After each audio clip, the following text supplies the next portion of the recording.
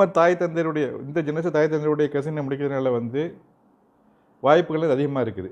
அடுத்த ஜென்ரேஷன் நம்முடைய தாத்தா பாட்டி இருக்காங்கல்ல, அவங்க ஜென்ரேஷன் மூலமாக வந்த கசின்ஸை கல்யாணம் முடிக்கிறதுனால வந்து வாய்ப்பு கொஞ்சம் குறையுது.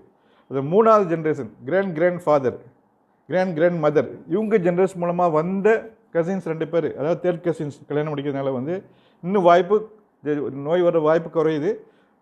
கிராண்ட் ஜென்ரேஷன் 4th ஜென்ரேஷனில் தாத்தா பாட்டி மூலமாக வந்த கசின்ஸ் கல்யாணம் முடிக்கிறதுனால வந்து வாய்ப்பு வந்து ரொம்ப கம்மியாக இருக்குது. இதுக்கு வந்து ஜெனடிக் ஷேரிங் சொல்லுவாங்க. வந்து ஜெனடிக் ஷேரிங்னா எப்படின்னா, இந்த மரபணுவை வந்து பங்கீடு செய்கிறது பார்த்துங்க. வந்து இந்த ஃபஸ்ட்டு ஜென்ரேஷன் கசின்ஸ் இருக்காங்கல்ல, தாய் தந்தை மூலமாக வந்து பிறந்த கசின் இருக்காங்கல்ல, இவங்கள வந்து மரபணு ஷேரிங் வந்து 12 to 14% இருக்கும் பார்த்துங்க. வந்து தாத்தா பாட்டி மூலமாக வந்து மரபணு சேர்வு வந்து 7% குறையுது.